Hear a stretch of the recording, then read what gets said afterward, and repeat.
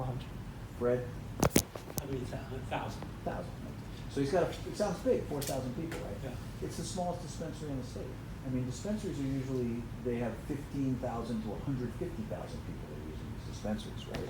And now that they've gone recreational, God knows how many people are using some of this stuff. He is not recreational. He really sticks with medical. That's his interest. If you look at CBD dominant plants in 150,000 dispensaries, you might find two strains, that's it.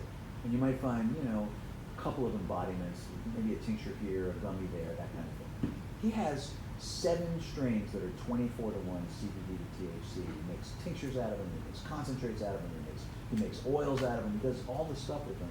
And he's like the richest source of high CBD plants in the world. Right? I know of no one that has what he has. And he's just, every time he gets a great plant, he just keeps cloning it, and he's really great at what he does. So that's but if you look, these things, and you look at these others, these are nothing to sneeze at either. These have a lot of different properties, the different cannabinoids. Like I was telling you CBDA, you were talking about that. It may be not as active as CBD, but it's still anti-inflammatory, it's anti-cancer, it's analgesic, it's neuroprotective, and it's anti-emetic. I mean, those are pretty good properties.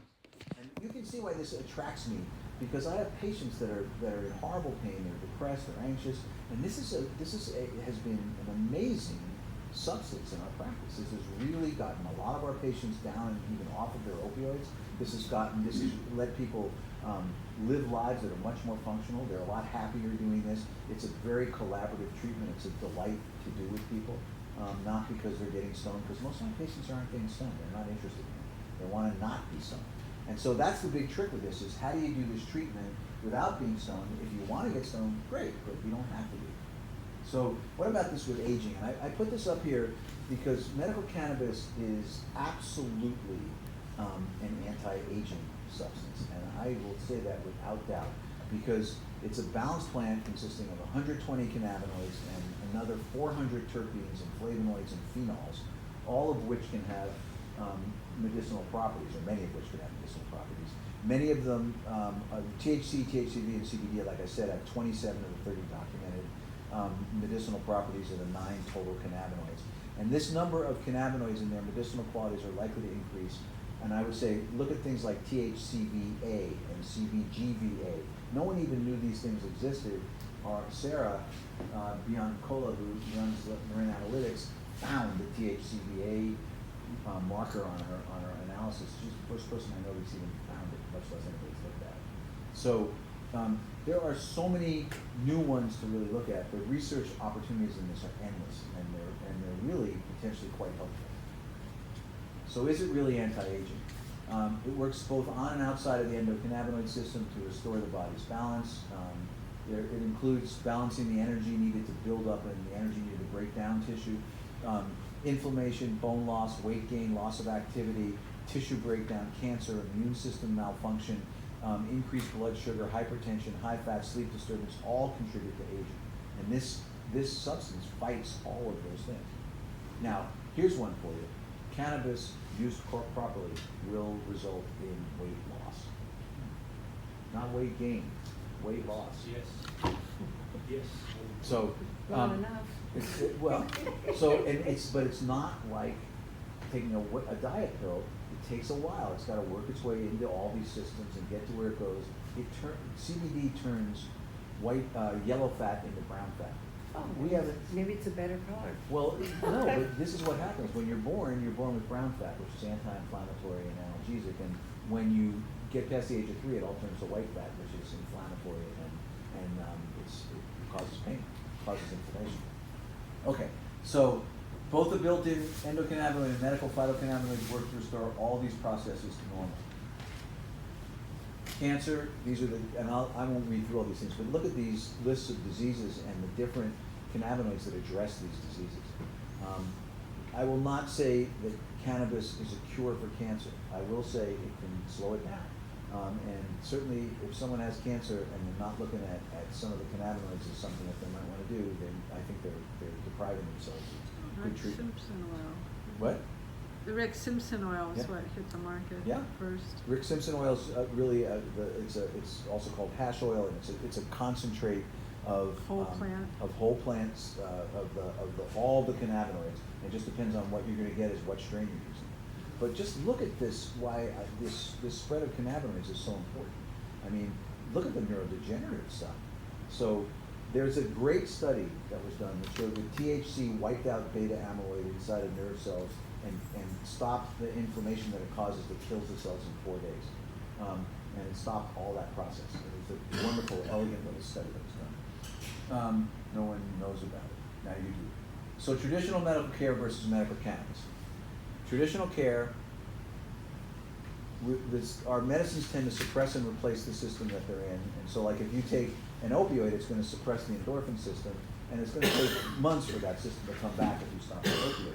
If you take a thyroid hormone, it's going to suppress the pituitary, the HPA axis, the hypothalamic pituitary adrenal axis.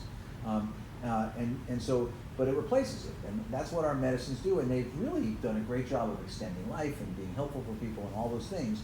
The cannabinoid system strengthens and enhances the system it works in. The traditional medical care tends to be stable compounds, usually no more than 1 or 2 active ingredients. And cannabis has shifting compounds with multiple active ingredients. It's physician-guided care for traditional care, and it is patient guided care with physician advice for this. And most physicians don't know how to advise people. You're going to know more than most after tonight. Multiple delivery systems for traditional care, where it's also the same for medical cannabis. Am I boring you down? I don't know, I'm just gonna stand up. Just checking. Local and systemic treatments available with both.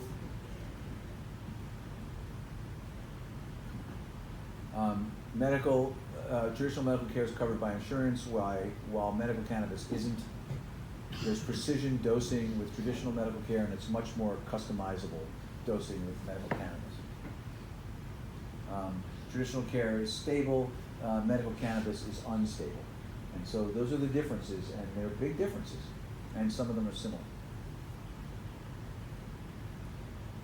So how do you do this treatment without being altered? And there are a lot of ways of doing it. If you are going to heat the plant, you want to have a high CBD, low THC plant, and there are plenty of those. There's some that are as high as 24 to 1 CBD to THC, with THC levels that are hemp levels of THC. This can be vape, put in capsules, concentrated oils, tinctures, preheated in the oven. You can do it a lot of different ways. If you do it raw, any strain can be used in a capsule when it's relatively fresh, and you won't get a lot of THC, and you won't get altered with that. I always recommend people test these at non-critical times, though, to make sure it doesn't make them that way. I've had some people get stoned when they didn't want to, and that's not what you want. Titration, just if you use a tincture, you can titrate up a high CBD, low THC tincture. You can also increase the amount of plant that's in the capsule or amount of oil that's in the capsule. You can do this in salads, smoothies, and other uncooked food for any strain. During sleep, THC and CBD tinctures in raw capsules, smoothies, salads, concentrates, oil, vaporized to initiate sleep. These are all ways that this can be used, and by the time the THC kicks in, if you do this right, you're asleep. And so you sleep through the THC part of it. If you wake up in the middle of the night, you probably will be a little bit stoned. Topical is really a great way to use this. You can use a lot of forms for all this. My favorite is actually just putting the tinctures directly on the skin. They really look great. In alcohol, not oil. You can do it in oil too, but alcohol doesn't smell as much and it absorbs quicker. In the mouth, you can use a tincture that's high CBD or high THC by just rubbing it on the muscle in the inside of the cheek. So I'm going to demonstrate here. You got to look at me. You actually put some on your finger and then in on the muscle in there. It can wipe a headache out in minutes. It's really quite remarkable. So that would be a treatment for migraine or? Yeah, I've used that with migraine patients a lot. We've also used it rubbing it on the outside where if there's a cervical quality to the migraine, if it's even causing it or it's perpetuating it, you can wipe it out that way. And you can keep them away by using CBD on kind of a regular basis, just every day. You can have much less migraines. In any form at all of hemp, high CBD, high THCV, CBDA, CBC, or low THC can be used. And Microdosing, start low and go slow with any strain in any form. All right, so here's this case series I told you about. 161 patients with persistent